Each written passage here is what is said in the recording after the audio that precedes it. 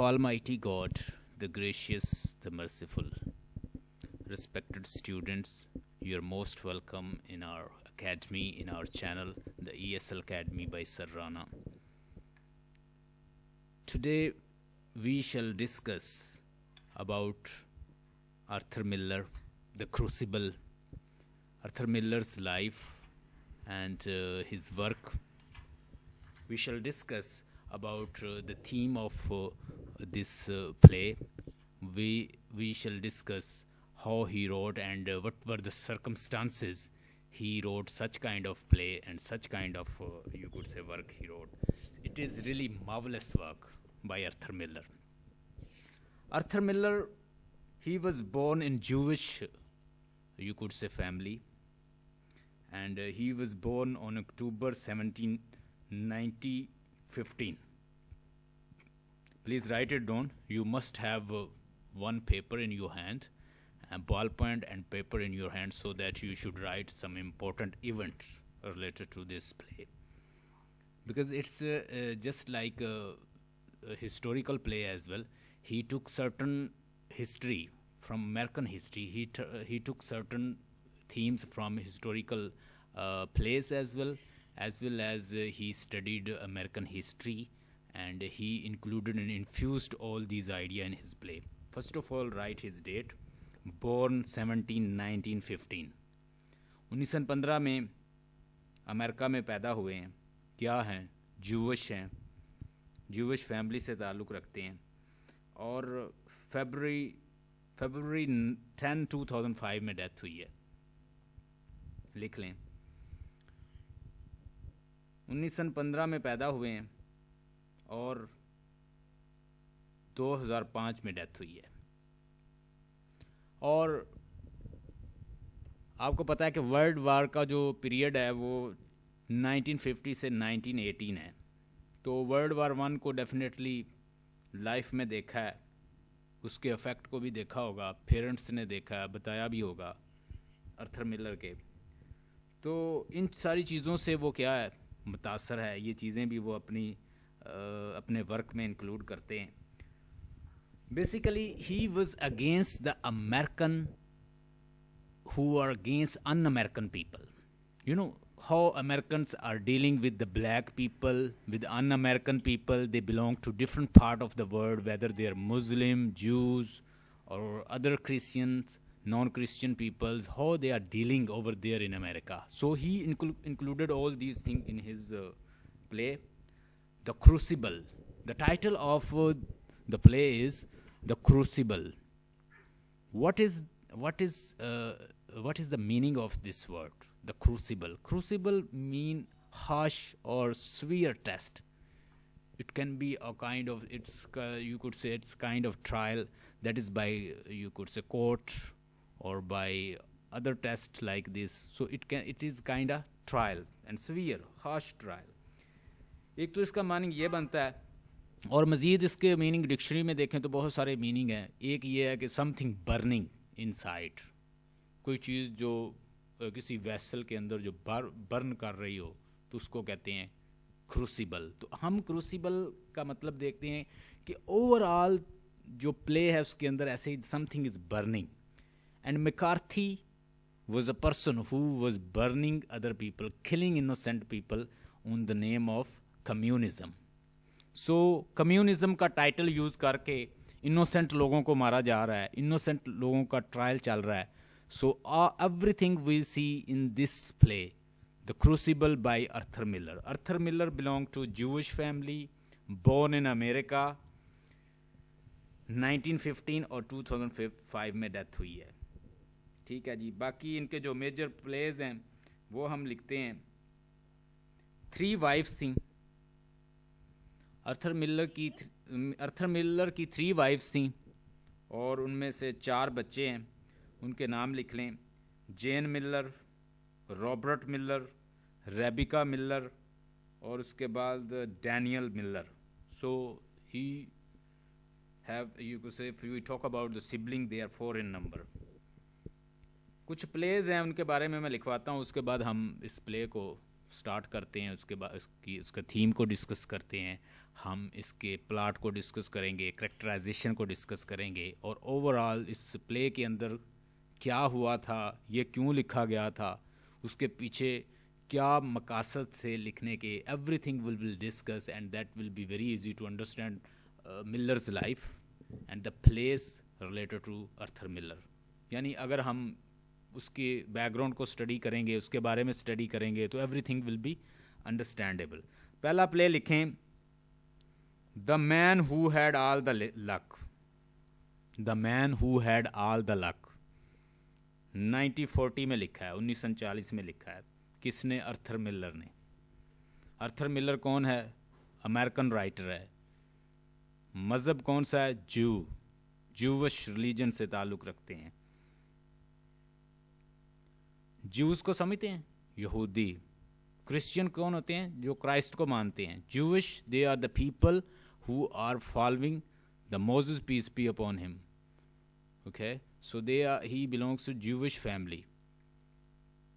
आगे देखिएगा, all my सन दूसरा प्ले है इसका, 1946 में लिखा है, 1946 में लिखा है। 1946 में इसने दूसरा प्ले लिखा है, पहला 1940 में, उसके बाद 1946 में ऑल माई सन, ये भी लिख लें।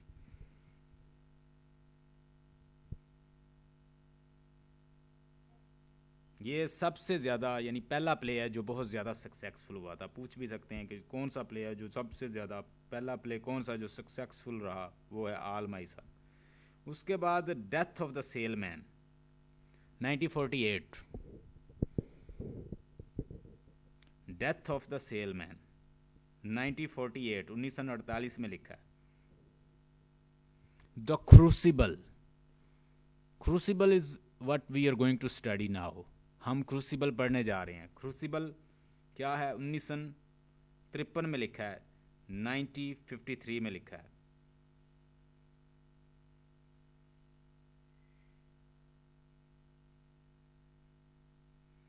अच्छा, 1965 में लिख लें कि Miller was selected as a president of international PEN. International PEN का इससे प्रेसिडेंट सिलेक्ट किया गया 1965 में, 1965 में, 1965 में। International PEN, president of international PEN mean to say the people they are writing across the world. International levelly they are recognized. International level जो recognized renowned लोग थे, उनका इसको क्या सिलेक्ट किया गया? प्रेसिडेंट। इंटरनेशनल लेवल पे लोग होते हैं ना, they are renowned and recognized, तो उनमें इसकी सिलेक्शन हुई। द प्राइस, ये किसने लिखा है? प्राइस प्ले 1968 में।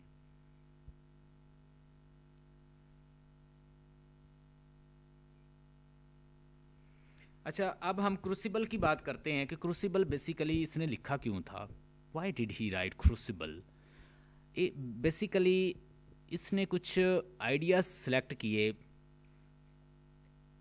ये आपने इलाका सुना होगा, अमेरिका का इलाका है एक, जैसे एक तो मैनचेस्टर एक इलाका है ना, जो कि बिलोंग करता है इंग्लैंड से। एक इलाका है मैसेच्यूसेट, स्पेलिंग लिख लें,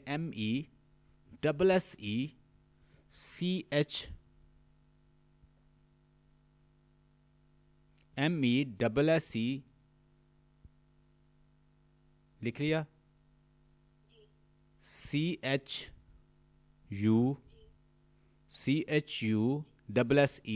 Massachusetts.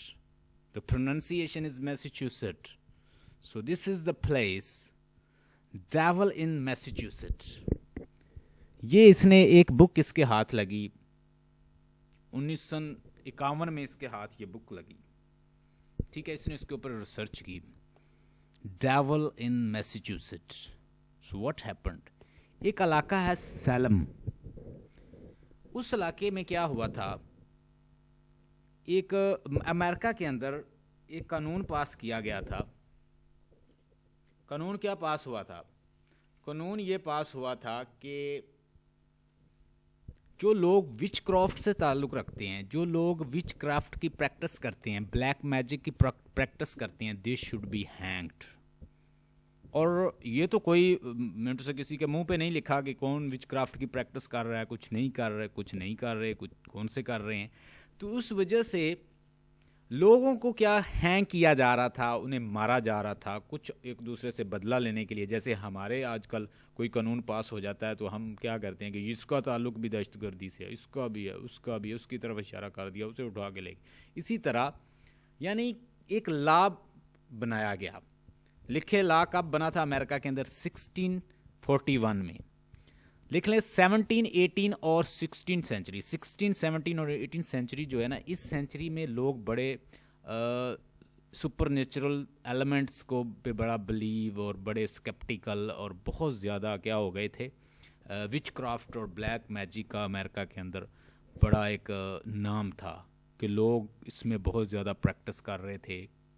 और ऐसे लोग मोस्टली इस चीज़ का शिकार कौन होते हैं? जो बड़े मजहबी होते हैं। तो वो प्योरिटन जो थे वहाँ पे बड़े मजबूत थे। प्योरिटन को समझती हैं? Puritan basically belong to purity. ये एक सेक्ट है जो कहते हैं जी लेस खाएं, कम सोएं, ज़्यादा इबादत करें, क्राइस्ट को माने, बाइबल को माने, प्योरिटी लाएं सोल के अंदर, ठीक है। और वो कहते हैं कि हम प्योरिटन कहते हैं we are the representative of Christ on this world and it is our duty to cast out devils, क्योंकि क्राइस्ट भी डेवल्स को कास्ट करते थे, निकालते थे। So it is our duty to remove devils from soul and earth. हमारी ये duty है कि ब्लैक मैजिक की प्रैक्टिस करने वाले या भूतों को, जिन्नों को, इस तरह के गूस्ट को, हमने इनको जो जितनी भी बुरी स्पिरिट हैं, डेवल स्पिरिट हैं, हमने उनको निकालना है। और वो जिसमें भी देख लेते थे ना कि इसमें डेवल है, वो उसे या तो कत्ल करने की कोशिश करते थे या उसे मारने की कोशिश करते थे, या कहते थे कि ये औरत, ये मर्द, ये इन्वॉल्व है तो he must be hang and killed. तो वो ये कहते थे कि we are the representative of Christ on this world and it is our moral duty to remove and cast out devil from the soul and the body of the other person. तो ये हमारी duty है कि हम जितनी भी बुरी spirits हैं उनको हम कत्ल करेंगे, हम उनको रिमूव करेंगे। उसके लिए उन्होंने अपने रेवरेंट प्रीस्ट और इस तरह के लोग जो मतयन किए हुए थे डिफरेंट जगहों पे। मैंने जो इलाका बताया डेवल इन मैसाचुसेट्स, जो मैंने आपको बताया कि ये बुक थी जो 1951 में किसके हाथ लगी? अर्थर मिलर के। अर्थर मिलर ने इसको पढ़ा और डीपली स्टडी किया, इस पर रिसर्च की और इसी बेस्ड पे उसने एक अपनी तरफ से एक क्या एलिगोरिकल एक प्ले लिख दिया। इस एलिगोरिकल प्ले को उसने रिलेट किया है उस बुक का कोई नॉलेज यूज़ करके, कुछ अपनी रिसर्च करके, कुछ उसके साथ जो एक्सपीरियंस हुए थे वो उसने यूज़ किया है। तो लिखें अमेरिका के अंदर 1641 में एक लॉ पास हुआ था कि जो लोग विच क्राफ्ट में इन्वॉल्व हैं they must be hanged, they should be hanged, they are not allowed to live in this world because this world belong to Christ and Christ does not like such kind of things, just practicing black magic or black or evil spirit or devil spirit like this. So whoever involved or whoever is victim of such kind of things like black magic or devilish spirits, he must be hanged. तो उसे लटका दिया जाए, उसे कत्ल कर दिया जाए। तो इसके लिए उन्होंने 1692 में यानी 1692 में उन लोगों ने स्पेशल जज मुकर्रर किए, मतयन किए किसके लिए? ब्लैक मैजिक के लिए। कि वो जज जो थे ये 1692 में, यानी एक लॉ बना 1641 में, 1692 में बाकायदा जज बैठ गए अमेरिका के अंदर, जो ब्लैक मैजिक में इन्वॉल्व होता फ़ौरन उसे क्या सज़ा सुनाई जाती है। और उन जजेस ने इतने बेगुनाह लोगों को लटका दिया, इतने बेगुनाह लोगों को कत्ल कर दिया कि काउंटलेस हैं, almost 90 people they were hanged and they without reason. कुछ लोगों को तो इतनी सजाएं देंगी कि उनके ऊपर पत्थर रख दिए गए और उन्हें बुरी तरह से मारा गया। तो बहुत सारे लोगों को, क्योंकि प्योरिटन जो थे वो बहुत ताकत में थे, उन्होंने अपने प्रीस्ट और उन्होंने जो जजेस थे वो मुकर्रर किए हुए थे। एनी हो, मोस्टली जो थे जो एक दूसरे के ख़िलाफ़ जो प्रेजुडिस निकालने के लिए और बायस्ड डिसीजन करते थे और बहुत सारे लोगों को विदाउट रीज़न हैंग कर दिया गया। और ये बाद में फिर उन्होंने 20 साल के बाद दोबारा से उसको रिव्यू किया गया तो देखा गया कि बहुत सारे लोग, और एक कमेटी बनाई गई और फिर उसका एनालिसिस हुआ तो पता चला कि बहुत सारे लोग तो बिला वजह मारे गए। तो इस तरह ये बात मैं कर रहा हूँ 16, 17 और 18 सेंचुरी की, when puritan they were in powers and what they were doing, they were killing innocent people on the basis of creed, believe and such kind of thing. Miller pointed out in his drama The Crucible. तो crucible के अंदर उसने एक नाम दिया उसको crucible, और crucible में उसने सारी चीज़ों को पॉइंट किया. He pointed out each and everything related to the test and the trials they were just launching against innocent people. तो यहाँ पे हम करैक्टर डिस्कस करेंगे. उसको डिस्कस करने से पहले we want to discuss about McCarthyism. अगर आपको कोई मैकार्थीज़म का कुछ नॉलेज है तो हम उसके बारे में डिस्कस कर लेते हैं. अमेरिका के अंदर 1954 में, यानी after the world war, second world war, तो वर्ल्ड वार 1 भी हो चुकी है, तो सेकंड वर्ल्ड वार भी तकरीबन अक्कर हो चुकी है. इसके बाद आपको पता है कि कम्युनिज़म जो है, जो कम्युनिस्ट से वो टोटली जो है मिर्स अमेरिका के ख़िलाफ़ हैं, और अमेरिकन जो हैं वो कम्युनिस्ट के ख़िलाफ़ हैं. वहाँ पे एक सेनेटर था, उसका नाम था मैकार्थी. लिख लें नाम उसका,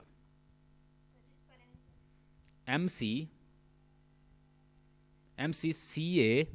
एक तो आपको मैं MC पहले लिखवा दिया ना, ये बड़ा लिखना है आपने कैपिटल लेटर पे. MCCA आगे फिर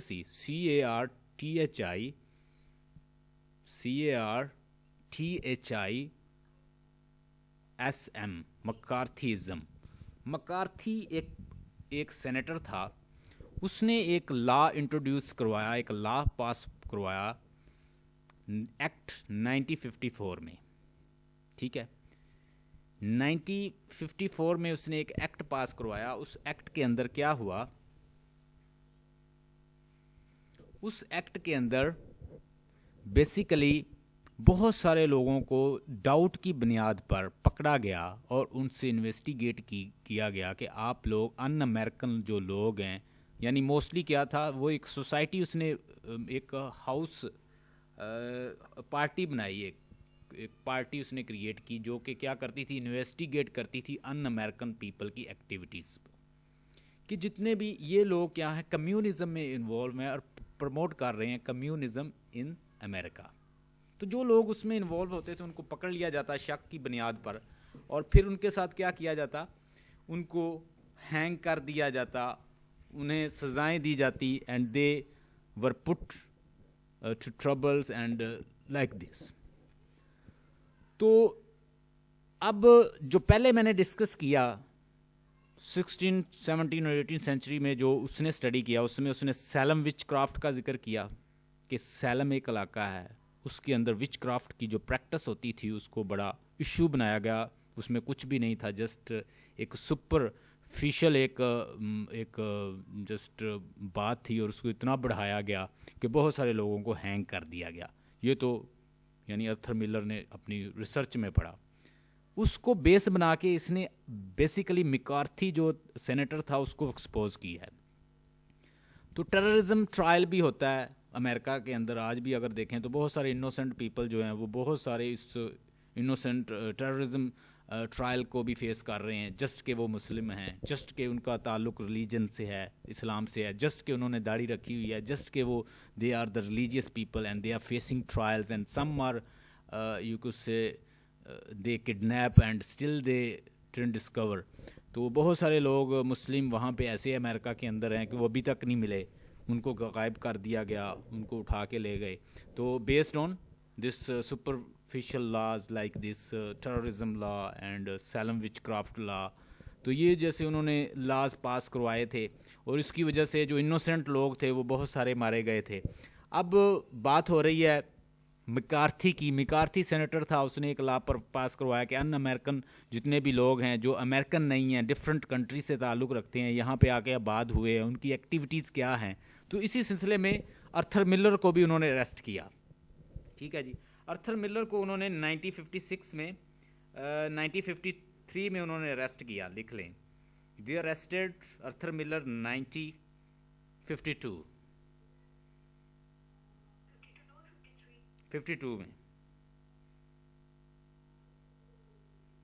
ठीक है। उन्होंने एक लॉ भी बनाया 1952 में, जैसे मैंने पहले बताया कि उन्होंने एक लॉ भी मुतारफ़, मैकार्थी ने एक यानी एक्ट भी पास करवाया। और मैकार्थी लॉ क्या था, मैकार्थीज़म में क्या था कि अन अमेरिकन जितने भी लोग हैं उनकी एक्टिविटीज़ पे उन पे नज़र रखी जाए और उनको देखा जाए कि वो करते क्या हैं, basically what are their activity, whether they are running against America और they are promoting something related to communism in America. तो कम्युनिज्म को तो प्रमोट नहीं कर रहे अमेरिका के अंदर, what are their style, what are their activities. So everything was being monitored by the American people, by the committee they created. अब Arthur Miller को पकड़ा गया। आर्थर मिलर से कुछ क्वेश्चन किए उन्होंने कि would you like to tell certain people they are involved in communism, जो कम्युनिज्म में इन्वॉल्व हैं, जो तुम्हारे दोस्त हैं। यानी ये बेसिकली थोड़े से आर्थर मिलर जो हैं वो कम्युनिज्म से मुतासर थे, उनके प्रिंसिपल से मुतासर थे। रशिया के अंदर क्या है, कम्युनिज्म है ना, तो वो मोस्टली क्या, उसका एक अपना निज़ाम है, जो कैपिटलिस्ट लोग हैं उनका एक अपना सिस्टम है। तो ये टोटली जो अमेरिकन है मोस्टली ये क्या है, कैपिटलिस्ट हैं, डेमोक्रेसी है वहाँ पे, लेकिन वहाँ पे कम्युनिज्म है, उनका एक अपना इकोनॉमिक सिस्टम है, उनका एक अपना गवर्नमेंट चलाने का सिस्टम है। तो वो चाह रहे थे कि ये जो यहाँ पे प्रमोट कर रहे हैं कम्युनिज्म आइडिया को, इनको स्टॉप किया जाए। तो उसके लिए उन्होंने बहुत सारे लोगों को अरेस्ट भी किया और इसीलिए इसको आर्थर मिलर को भी अरेस्ट किया गया। आर्थर मिलर से उन्होंने कुछ क्वेश्चन किए और उन्होंने पूछा कि आप हमें बताएं कि आपके साथ कौन कौन से लोग हैं। तो इस वक्त इसने कहा कि I am not going to reveal and I don't want to tell anybody who is involved in such kind of activity and I don't know them and I don't want to put them in trouble। तो वहाँ पे इसने यही जवाब दिया था कि मैं अपनी वजह से यानी किसी और को मैं प्रॉब्लम में नहीं डालना चाहता। यानी उन्होंने ये भी कहा था कि तुम्हें छोड़ देंगे, तुम दूसरे लोगों को नाम बताओ। तो उस पर इसने यही जवाब दिया था जो इसका जो प्रॉक्टर, जो प्रोटैगनिस्ट है वो देता है। तो मैंने ओवरऑल बैकग्राउंड आपको बता दिया है कि मैकार्थी जो था सेनेटर, उसने इंट्रोड्यूस करवाया था एक लॉ, और उस लॉ की वजह से अन अमेरिकन लोगों के ऊपर मॉनिटरिंग की जाती थी, उन्हें अरेस्ट किया जाता था, उन्हें पकड़ा जाता था, उनको टॉर्चर किया जाता था, उन्हें मारा भी जाता था, उन्हें हैंग भी किया जाता था।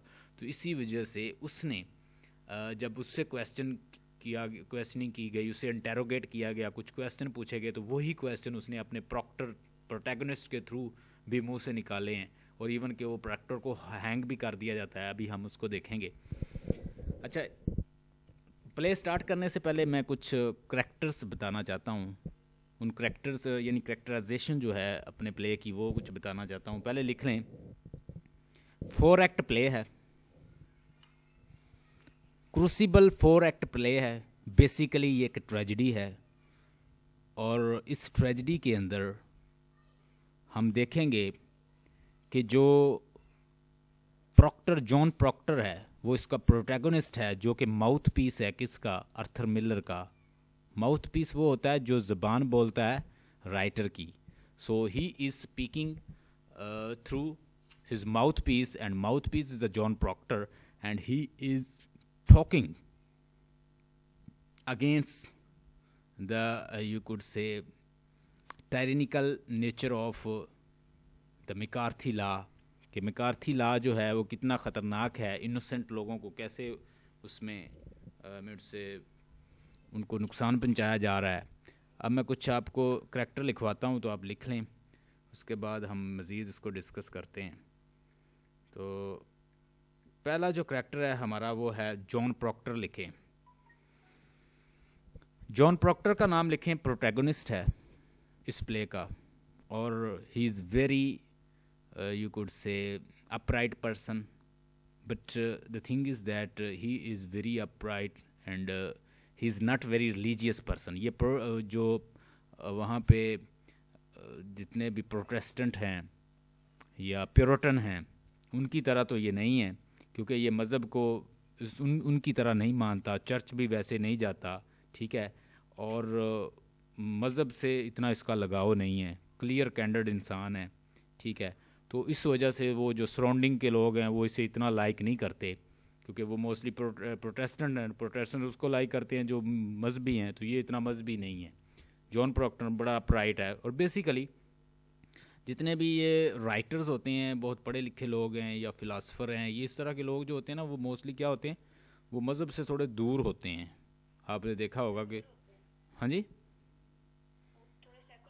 सेकुलर टाइप होते हैं। तो ये भी बिल्कुल सेकुलर टाइप है, और इसका इलिजिटिमेट रिलेशन भी है। इसकी इनकी अपनी एक घर में एक मेड सर्वेंट है, उसके साथ इसका क्या इलिजिटिमेट रिलेशन भी है। इलिजिटिमेट रिलेशन है, लेकिन आप इसको देखोगे इस प्ले के अंदर कि ये अपराइट हो जाता है, बाद में कहता है कि ये रॉन्ग है। वो प्रमोट करना चाहती है रिलेशन मज़ीद, लेकिन ये फिज़िकल रिलेशन और इलिजिटिमेट रिलेशन है, उसका भी नाम लिखवा देता हूँ। वो उसकी एंटेगोनिस्ट भी है इसी प्ले की।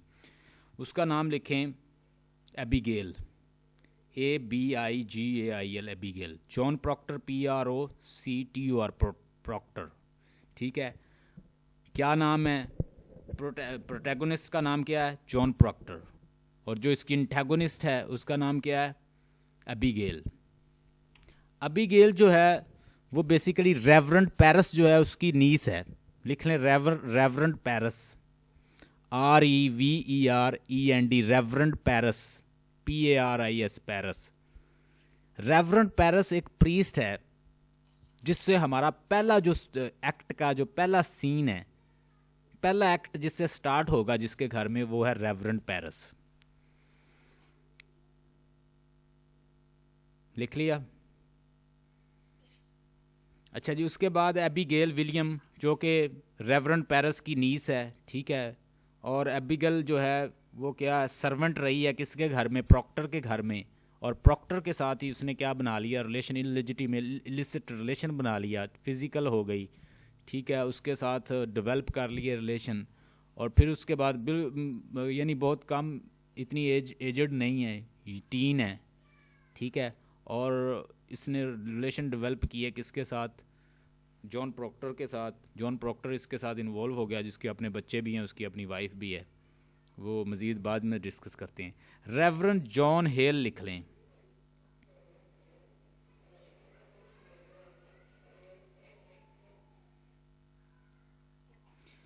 ये रेवरेंड पेरिस की बेटी बीमार हो जाती है, तो ये डॉक्टर है किसका? विच क्राफ्ट का। यानी जहाँ पे डेवल होती है या डेवल स्पिरिट होती है, ये उसको क्या करता है? मॉनिटर करता है, उसको कास्ट आउट करता है।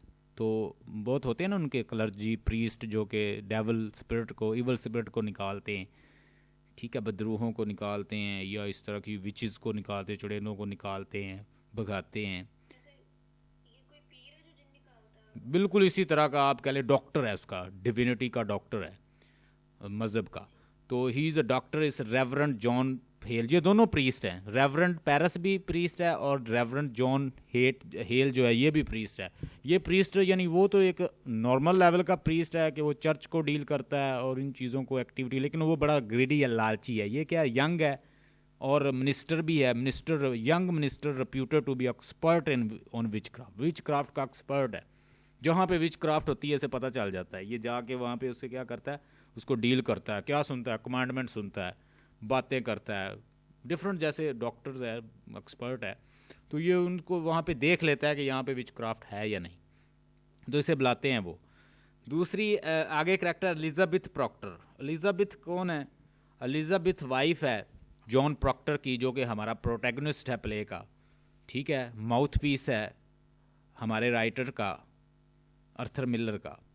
एलिजाबेथ प्रॉक्टर ये वही वर्ड कहेगा जो अर्थर मिलर ने कहे थे जब उसे मिकार्थी ने अरेस्ट किया था, और मिकार्थी ने कहा था कि आप हमें कुछ लोगों के नाम बता दें, कम्युनिज्म में इन्वॉल्व हैं, आपको छोड़ देंगे। तो वहाँ उसने वही वर्ड कहे थे जो जॉन प्रॉक्टर कहेगा। Elizabeth Proctor is wife of John Proctor. Elizabeth fired Abigail. जब वो ये डिस्कवर करती है कि उसके हस्बैंड के इलिजिटिमेट फिजिकल रिलेशन है किसके साथ? एबिगेल के साथ। तो वो उसे क्या करती है? फायर कर देती है, उसे निकाल देती है घर से। उसकी जगह पे एक और सर्वेंट को रख लेती है, उसका नाम है मैरी, MARRY, मैरी। तो मैरी को उसके वहाँ पे, यानी काफ़ी एजड औरत होती है, उसे वहाँ पे रखती है, उसकी जगह पे उसे निकाल देती है। रेवरेंड पेरिस पहले भी लिखवाया है। रेवरेंड पेरिस क्या है?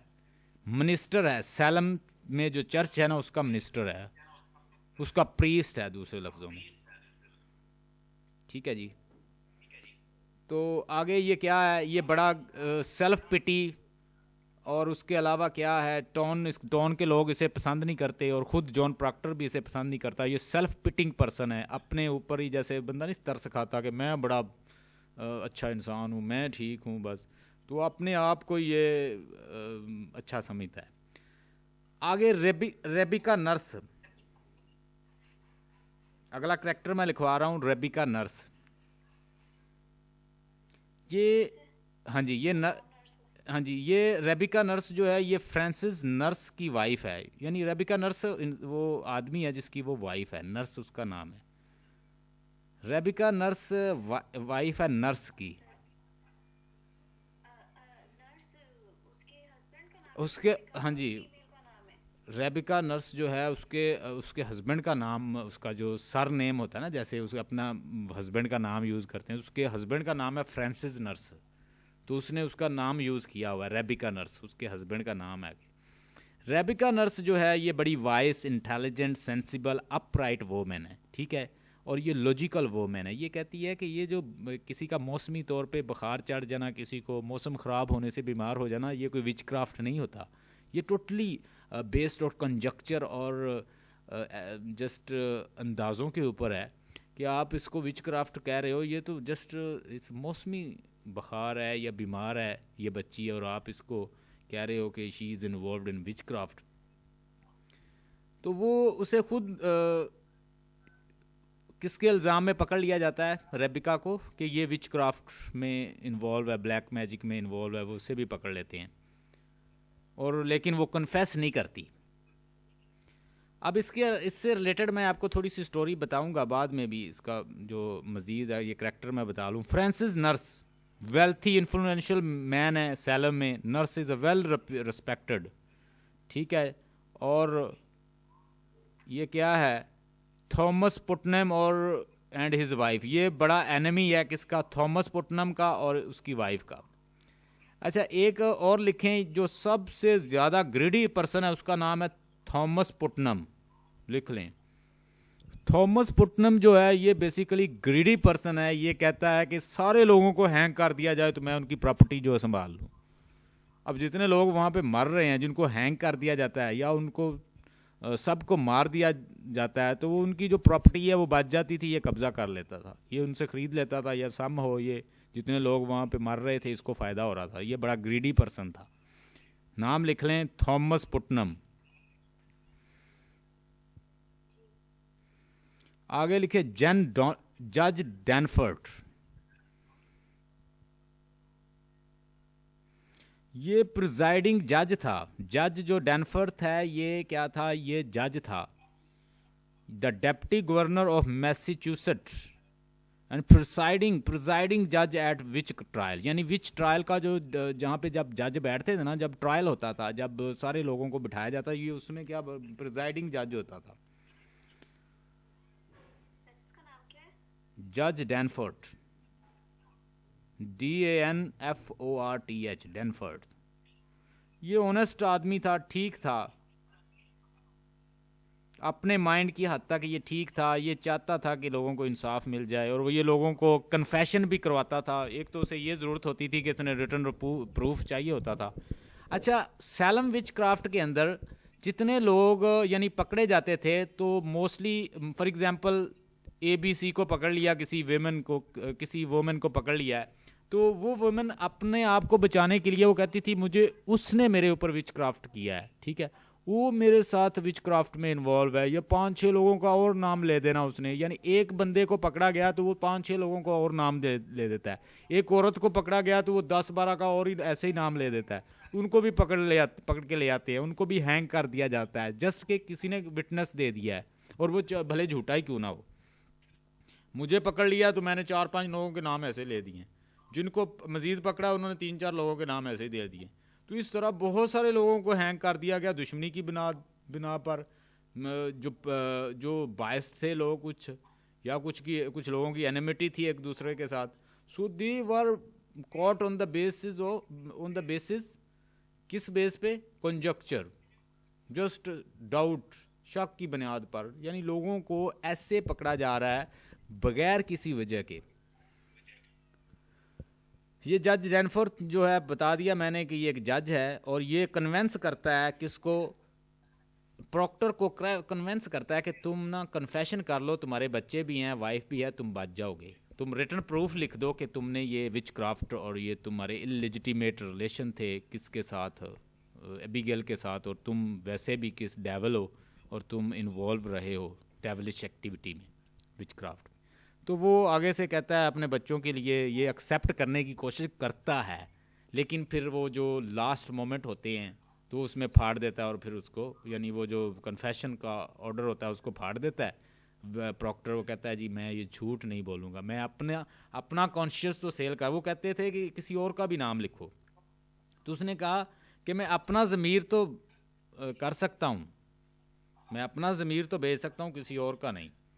यानी मैं अपने तक तो बता सकता हूँ कि मैंने ये गुनाह किया है, लेकिन मैं किसी दूसरे बंदे को सज़ा, मेरी वजह से किसी दूसरे को सज़ा हो, मैं ये बर्दाश्त नहीं कर सकता। तो यही बात किसने कही थी, मैंने पहले आपको बताया था किसने कही थी,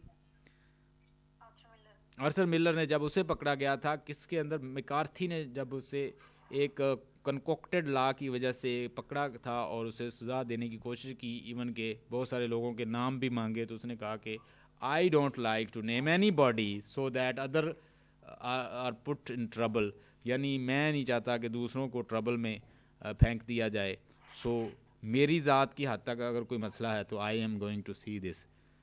आगे थॉमस पुटनम, जो मैंने पहले ही बताया कि wealthy influential citizen of Salem, Putnam hold a grudge against Francis Nurse for preventing Putnam's brother in law from being elected to the office of the minister.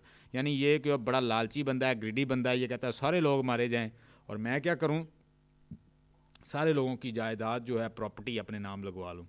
N Putnam लिख लें, N Putnam जो है वो उसकी wife है Thomas Putnam की। Ann Putnam has given birth to the 8 children, ठीक है, और उसमें से सिर्फ एक ही बच्चा बचा है जिसका नाम क्या है, रुथ पुटनम, सर्वाइव, 7 डाइड। इसके जो 7 बच्चे हैं डेथ हुई है उसकी। बेसिकली वो काम भी बुरे कर रहे हैं, उनके साथ भी बुरा हो रहा है।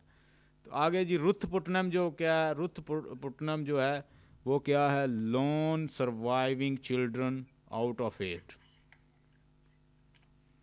तो आगे आ गया टट्यूबा, एक और लिख लें करैक्टर टट्यूबा, TITUBA, टट्यूबा रेवरेंड पेरिस का ब्लैक स्लेव है।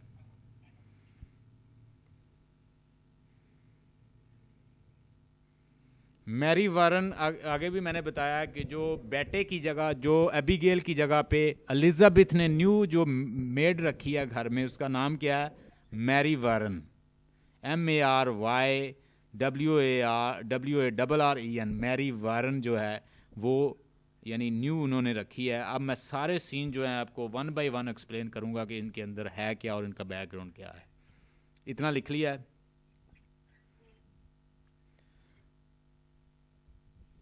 अच्छा जी, no let's talk about the scenes. अब हम बात करते हैं कि इसके अंदर सीन कितने हैं, इसके अंदर एक्ट कितने हैं, उन एक्ट के अंदर बेसिकली है क्या और क्या हमें बताना चाह रहा है यहाँ पे आर्थर मिलर। अब होता यूं है कि पहला सीन स्टार्ट होता है रेवरेंड पेरिस के घर, जो कि एक प्रीस्ट है। वो परेशान है, उसकी बेटी जो है उसका नाम है बेटी, BETTY,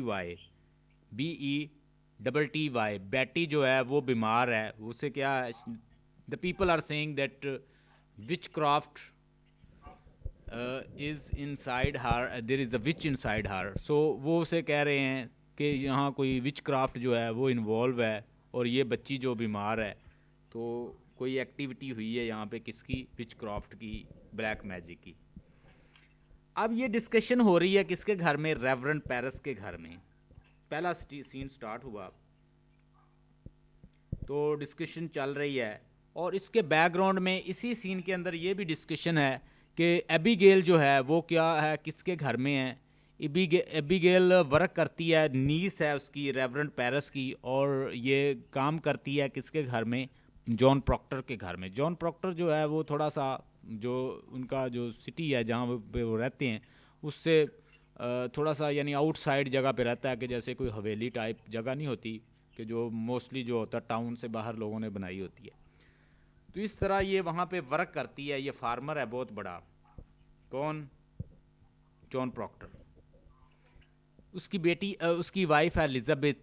एलिजाबेथ को एक्सपोज हो चुका है कि जो उसका हस्बैंड है वो डिसलॉयल रहा है किसके साथ, एलिजाबेथ के साथ, और he founded relation with physical illicit relation with Abigail. तो उसे सारा पता है, ये सीन सारा यानी हो चुका है। इस फर्स्ट जो एक्ट है इसके अंदर ये सारी चीज़ें होंगी। तो बिटे जो है, डॉटर है रेवरेंड पेरिस की, वो इल है। रेवरेंड पेरिस जो है बेसिकली बताता है, रेवरेंड पेरिस ने क्या देखा कि रात के वक्त कुछ जो लड़कियां हैं, एबिगेल उनकी हेड है, और ये सारी जो लड़कियां हैं ये मिलके क्या कर रही हैं, ये डांस कर रही हैं, and they are dancing and, और पुरिटन में आपको पता है कि ये डांस जो है ये मना है, ठीक है। वो इस डांस को और इस तरह की जैसे लेस स्लीप लेस ईट, ज़्यादा इबादत, वो वाला सीन है। अब इन लोगों ने, इन बच्चियों ने बचने के लिए एक बहाना बनाया कि हम डांस नहीं कर रही, we are not involve in such kind of act, there is a devil inside us which are forcing us to dance at night. तो वो कह रही हैं कि हमारे अंदर कोई डेविल आया हुआ है, कोई इवल स्पिरिट है जो हमसे ये करवा रही है, we are not in fact doing. तो अब उन्होंने बहाना लगाया है और वो सारे लोग इन्वॉल्व हो गए हैं। They are making hue and cry that the Betty is in the hand of devils and the devil is doing all this activity and she also got ill and all the things are by devil. उसके लिए बुलाया जाता है। अब उसके लिए टटूबा जो है वो क्या है, रेवरेंड पेरिस का वो एक सर्वेंट है, वो भी इस चीज़ को देख रहा है। वो अबीगेल जो होती है वो उसे भी साथ मिला लेती है कि तुमने यही बयान देने हैं, यही स्टेटमेंट देनी है कि यहाँ पे क्या कोई डेवल है, devil are performing all this activity, we are not doing in fact. So ये सारे इस बात पे यानी यक वॉइस हो जाते हैं, आवाज़ होके यही बोलते हैं कि जी हम यही बयान देंगे, स्टेटमेंट। अब रेवरेंड पेरिस जो है उनको देख लेता है। देखने के बाद they made a hue and cry that there is a devil inside the girls who is performing them to do all these things. Reverend Parris जो है वो एक डॉक्टर को बुलाता है, उसका नाम होता है रेवरेंड हेल, जो मैंने पहले ही बताया। विच क्राफ्ट का डॉक्टर है, माहर है, प्रीस्ट है। He is casting out devil in many places of America and he's going in several places and he was called upon. He was there. What he has to do, he has to perform duty to visit different houses of Salem के different house को उसने visit करना था उस इलाके के, और वहाँ पे जाके उसने क्या करना था, घर घर जाके उसने डेवल को कास्ट करना है, डेवल को निकालना है, और वो जिस जिसके बारे में बताए जा रहे हैं अब वो उनको पकड़ रहे हैं, अरेस्ट कर रहे हैं। पहला सीन फिनिश होता है, ये डिस्कशन होती है कि अबीगेल के अंदर कोई विच क्राफ्ट है, कोई विच है जो उनसे ये काम करवा रही है, अबीगेल से भी करवा रही है, दूसरी गर्ल से भी करवा रही है, और बेटे के अंदर भी कोई विच क्राफ्ट का कोई साया है, जिसके लिए डॉक्टर को बुलाया जा रहा है। और डॉक्टर रेवरेंड पेरिस भी है, यानी रेवरेंड जो हेल है डॉक्टर विच क्राफ्ट का मास्टर, वो भी आ गया है। ये सारा सीन हो गया है। अब दूसरा सीन स्टार्ट हो गया। दूसरा सीन स्टार्ट होता है जॉन प्रॉक्टर के घर। अब जॉन प्रॉक्टर अपनी वाइफ के साथ बैठा है, डिस्कशन कर रहा है, और मोस्टली ये क्या डिस्कशन कर रहे हैं क्योंकि वो बेसिकली डिसलॉयल रहा है अपनी वाइफ के साथ, तो वो अबीगेल को ही डिस्कस कर रहे हैं कि अबीगेल को हमने निकाल दिया है, तो उसकी जगह पे मैरी वॉरेन जो है नई मेड सर्वेंट रख ली है, और एजेड भी है, ठीक भी है कैरेक्टर वाइज, उसको उन्होंने रख लिया है। अबीगेल को निकाला जा रहा है। अबीगेल जो है वो टोटली अगेंस्ट है किसके, एलिजाबेथ के। वो चाहती है कि ये इलिजिटिमेट रिलेशन जो है कंटिन्यू रहें, और वो जितना उसके साथ रिलेशन रहा है जॉन प्रॉक्टर के साथ वो मज़ीद मैरिज लाइफ में डेवलप हो जाए। तो उसके लिए वो कहती है एलिजाबेथ के ऊपर मैं एक इल्ज़ाम लगाऊं, और इल्ज़ाम उसको क्या हैंग कर दिया जाए, और मैं किससे शादी कर लूं, जॉन प्रॉक्टर के साथ। अब जॉन प्रॉक्टर जो है वो थोड़ा सा पीछे हट रहा है, वो कह रहा है कि मैं अपना रिलेशन मज़ीद एक्सटेंड नहीं कर सकता, मेरे बच्चे भी हैं, मेरी वाइफ भी है, तो इसलिए वो थोड़ा सा पीछे हट रहा है, वो अपना कॉन्स्टेंट हो रहा है, रेजोल्यूट हो रहा है, लेकिन वो उसे रेजोल्यूट होने नहीं देती। कौन? एबीगेल। एबीगेल एक यंग है, पैशनेट है, इमोशनल है, और she is involve in physical relation as well and she want to extend it. वो उसे और मज़ीद एक्सटेंड करना चाहती है, उसके लिए उसे हुक और क्रुक जो भी रास्ता उसे अपनाना पड़े वो अपनाने के लिए तैयार है, इवन कि एलिजाबेथ की जान भी ले सकती है। और उसके बारे में वो जब डॉक्टर वो आता है, रेवरेंड हेल आता है, तो Abigail was the first who witnessed all witchcraft and witches. अब एबीगेल और जो लड़कियां, जो ग्रुप है उनका, वो सारी जो हैं वो विटनेस हैं, ठीक है जी। वो सारी इस चीज़ की क्या हैं, वो विटनेस हैं कि यहाँ पे विच क्राफ्ट है और यहाँ पे ये एक्टिविटी है और यहाँ पे विचेस जो हैं हमें दिखाई देती हैं, डेवल हमें दिखाई देती हैं। अब वो उनसे जाके इंटेरोगेट करता है, भाई कौन कौन इन्वॉल्व है, वो काफ़ी लोगों के नाम ले देते हैं। दूसरा मैंने बता दिया, एक्ट शुरू हो गया है, जॉन प्रॉक्टर के घर बात चल रही है, बात करते हुए मैरी वॉरेन उनको बताती है कि इस तरह दो औरतों का नाम ले दिया है, एबीगेल और उसकी लड़कियों, उसकी जो फ्रेंड्स हैं उन्होंने, और साथ में डिस्कस तुम्हारा भी चल रहा है कि एलिजाबेथ भी विचक्राफ्ट में इन्वॉल्व है। अब मैरी वॉरेन जो है उनको एक्सपोज करती है घर में बैठी जॉन प्रॉक्टर के घर के आप लोगों के बारे में भी डिस्कस कर रही है, और प्लस दो औरतों का नाम ले दिया, एक रेबिका का जो कि नाइस, रेबिका नर्स है जो कि बड़ी इनोसेंट लेडी है, बड़ी अपराइट लेडी है, बड़ी लॉजिकल लेडी है और बड़ी सेंसिबल लेडी है, उसके बारे में भी नाम ले दिया, और वेल डिसेंट रिफाइंड औरत है उसका भी नाम ले दिया, उसके साथ एक फ्रेंड का भी, उसकी फ्रेंड का भी ले दिया है, जो एलिजाबेथ की फ्रेंड है उसका भी नाम ले दिया है। तो उनको भी पकड़ा गया है, उनका भी ट्रायल चल रहा है।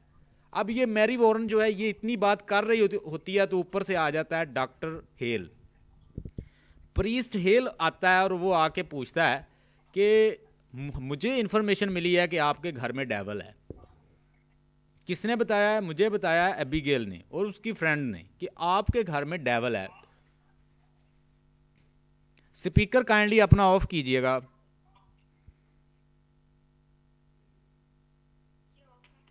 हाँ जी, स्पीकर को ऑफ कर लें।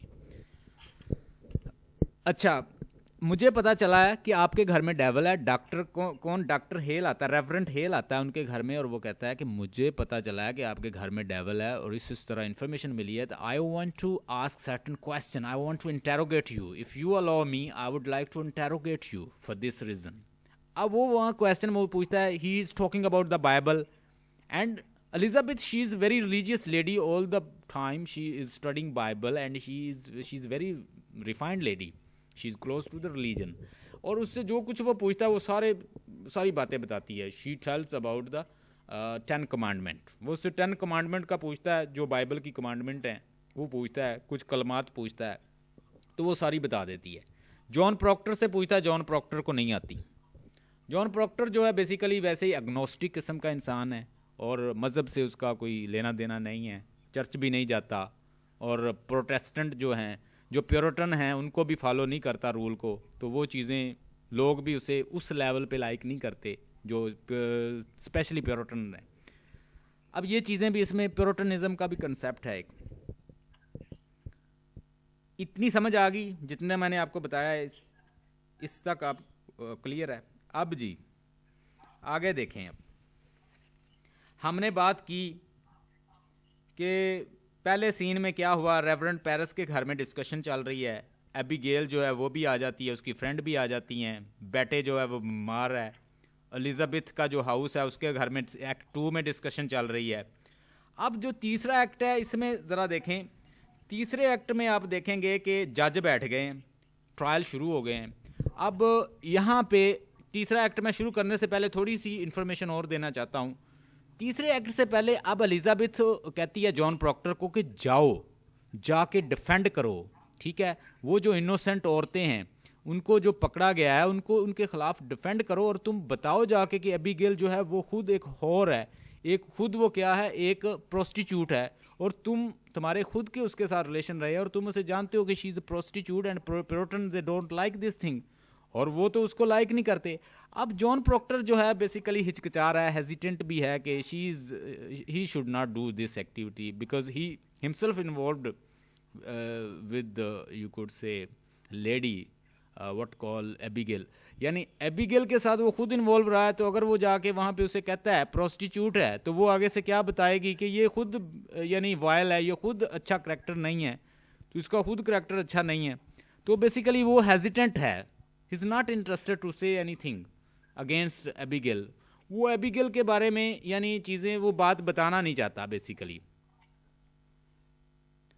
तो इस एक्ट के अंदर हम देखेंगे कि वो एबिगेल के बारे में he is not interested to tell anything against Abigail, because once he tells against Abigail and she will be exposing each and everything against John Proctor, and John Proctor felt hesitation in a way to face Abigail, in a way to face judge, in a way to face priest and reverend priest like this. तो वो उनको face नहीं कर रहा। अब वो क्या basically उसकी वाइफ का नाम ले देती है, तो उसकी वाइफ जो है प्रेग्नेंट भी है, एलिजाबेथ प्रेग्नेंट है। वो अपने बच्चों से भी बहुत प्यार करता है और अपनी वाइफ से भी बहुत प्यार करता है, और वो जो रिलेशन जो अबीगेल चाहती है वो वहाँ से भी हेजिटेंट है।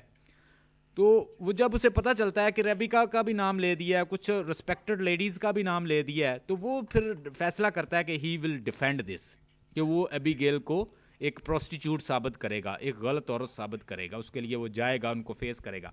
अब तीसरा सीन है, इसमें देखें, लिख लें कि कोर्ट लग गया, कोर्ट है और कोर्ट के अंदर का सीन है, जज बैठ गए, जज हैथॉर्न, लिख लें नाम, जज हैथॉर्न जो है वो बैठ गया है, गवर्नर डैनफोर्ड बैठ गया है, ठीक है, डायरेक्टर और प्रॉक्टर भी आ गया है, और एलिजाबेथ का भी ट्रायल चल रहा है साथ। केस के ऊपर क्या है, डेवल है, she is with the devil party and she is performing the which craft, black magic. अब अपनी वाइफ को भी उसने डिफेंड करना है, एबिगेल को वो साबित करना चाहता है कि क्या है वो एक प्रोस्टिट्यूट है। अब वहाँ पे वो एबिगेल को डिफेंड कर, एबिगेल के बारे में यानी बताता है कि she is not good girl, she is not pure, she is the prostitute and she is doing such and such activity.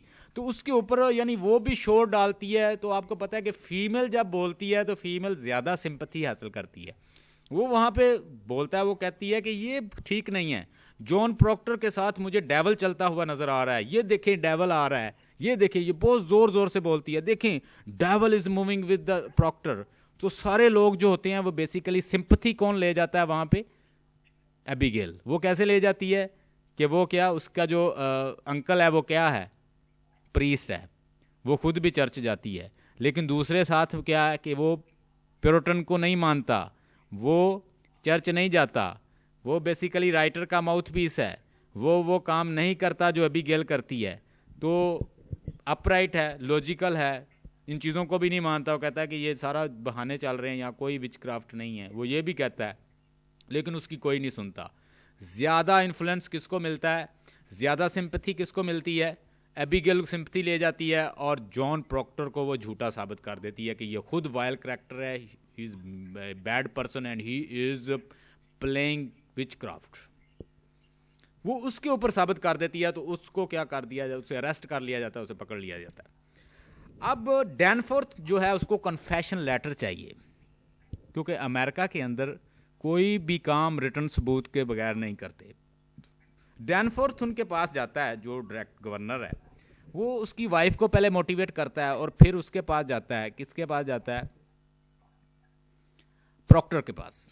Procter से कहता है कि तुम यूं करो कि तुम एक्सेप्ट कर लो, कन्फेशन कर लो कि तुम विचक्राफ्ट में भी इन्वॉल्व हो और तुम यानी इलिसिट रिलेशन में भी इन्वॉल्व हो एबिगेल के साथ, और तुमने ये किया है, और इस तरह क्या होगा, तुम्हारा जो गुनाह है वो माफ़ हो जाएगा। तो पहले तो वो अपने बच्चों का सोचता है, अपनी वाइफ का सोचता है, प्रेग्नेंट वाइफ का सोचता है, वो फिर कहता है, पहले तो नहीं मानता, फिर वो कहता है चले मैं अपना कॉन्शियस जो है, मेरा कॉन्शियस है, मैं उसे तो सेल कर सकता हूँ अपनी हद तक, ताकि मैं अपने वाइफ के साथ, बच्चों के साथ अच्छी लाइफ गुजारूं। वो उसके लिए रेडी हो जाता है। तो साथ ही ना वो रेबिका बोलती है, रेबिका जो है ना उसके ऊपर भी इल्ज़ाम है, तो वो बोलती, कहती तुम अपनी सोल को बेचने लगे हो इन लोगों के लिए, are you going to sell your conscious and soul. तो साथ ही जो डैनफोर्थ है वो बोलता है, कहता है इसका भी नाम लिखो कन्फेशन के अंदर, जो कन्फेशन तुम करने लगे हो ना, तुम लिखो कि रेबिका भी इन्वॉल्व थी तुम्हारे साथ विचक्राफ्ट में। तो आगे से फिर वो जवाब देता है, कहता है कि मैं अपने हद तक अपना कॉन्शियस तो भेज सकता हूँ, यानी मैं अपने गुनाह तक, जो मैंने गुनाह किए हैं मैंने वो तो एक्सेप्ट कर सकता हूँ, लेकिन मैं किसी को हार्म नहीं कर सकता। वही लफाज कहता है जो उसने कहे थे, किसने, आर्थर मिलर ने, जब उसे पकड़ा गया था। तो वो पकड़ता है, वो जो ऑर्डर होता है वो पकड़ता है और उसे फाड़ देता है। उसके ऊपर उसे क्या हैंग कर दिया जाता है, किसको, प्रॉक्टर को। यानी एक ट्रेजेडी अकर हुई। उसके काफ़ी सालों के बाद फिर दोबारा अमेरिका के अंदर रिसर्च होती है तो पता चलता है कि ये सारा कुछ फेक था। अब एलिजाबेथ की और जगह पे शादी हो चुकी है, उससे बच्चा भी पैदा हो चुका है, ठीक है, और उसके बाद उसकी शादी हो चुकी है, और उन लोगों को फिर दोबारा से अमेरिकन गवर्नमेंट कॉम्पनसेट करती है। ये ओवरऑल इस ड्रामा का एक एंड है, थीम है, ट्रेजेडी है। और आप देखेंगे जितनी भी मॉडर्न ट्रेजेडी लिखी जाती है उसके अंदर सॉल्यूशन का जो प्रॉब्लम होता है उसका सॉल्यूशन फाइंड किया जाता है। पिटी कथारसिस तो उसका मकसद होता ही है, साथ उसके एक सॉल्यूशन फाइंड किया जाता है। तो उसके बाद ये सारे जितने लोग हैं उनको कॉम्पनसेट किया जाता है। एबिगेल की शादी हो गई है नई जगह पे, जॉन प्रॉक्टर को हैंग कर दिया गया है, और एबिगेल जो है वो इन फ्यूचर जो है अपना जो करैक्टर है वो भी नहीं रख सकी इंटीग्रेट। और एनी हो, जॉन प्रॉक्टर जो है वो बड़ी एक ड्रामेटिक अंदाज में अपनी जान देता है, उसको फाड़ देता है और कहता है कि मैं अपने हद तक तो एक्सेप्ट करता हूँ गुनाहों को, लेकिन लोगों को इन्वॉल्व नहीं कर सकता, उनको बिला वजह मैं सज़ा नहीं दिलवा सकता। That was the end of you could से एक्ट 4। और इस तरह एक्ट 4 भी उसका एंड होता है। 4 एक्ट प्ले है, ट्रेजिडी है। हाँ जी,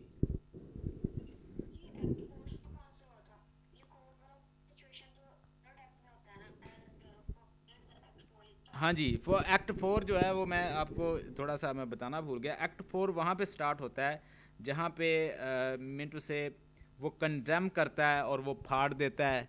वो जो मिंटू से वो जब उसके पास डैनफोर्थ आता है, डैनफोर्थ क्या कहता है, गवर्नर कहता है कि रिटन कन्फेशन दो, रिटन कन्फेशन दो। रिटन कन्फेशन वो देता है, लेकिन रिटन कन्फेशन के साथ साथ वो क्या कहता है कि मैं अपने हद तक, अपने कॉन्शियस के हद तक जितना मेरा गुनाह है मैं एक्सेप्ट करता हूँ, लेकिन वो कहता है कि साथ रेबिका का भी नाम लिखो कन्फेशन में ताकि उससे भी हैंग करें। तो वो कहता है कि नहीं, मैं उसको सज़ा नहीं दिलवा सकता, मुझसे जो कहते हैं मैं कन्फेस करता हूँ। इस पर वो उसे हैंग कर देते हैं, वो फाड़ देता है उसको, उस जो कॉन्ट्रैक्ट होता है कन्फेशन का। तो इस तरह he was hanged. And after that 20 साल के बाद वो फिर दोबारा एक उसको रिसर्च किया जाता है, ये सारे ड्रामा, ये सारा जो सीन होता है उनके साथ, तो पता चलता है कि that was all fake, they were hanged without reason. ठीक है जी। तो फिर उनकी फैमिली को अमेरिकन जो हैं वो कंपनसेट भी करते हैं। तो that is how play ended. और ये सारे करैक्टर भी हमने डिस्कस कर लिए, उसके वर्क भी डिस्कस कर लिए, उसकी लाइफ भी डिस्कस कर ली आर्थर मिलर की। तो अगर if you have any question you can ask and I'll answer you. You can send me in written form because today I have my student who is visiting me. So he was late and he's visiting me now. I have to teach him. Anyhow, you can write your answer and I'll send you in written form. अगर कोई question है तो आप मुझे लिख के send कर दीजिएगा, मैं आपको इंशाल्लाह आंसर कर दूंगा। तो दैट्स ऑल।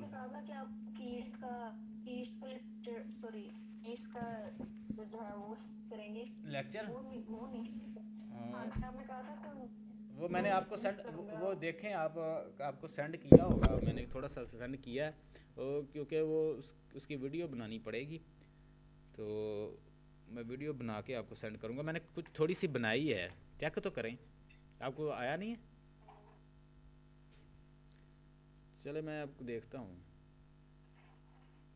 मोटिवेशनल लेक्चर का वो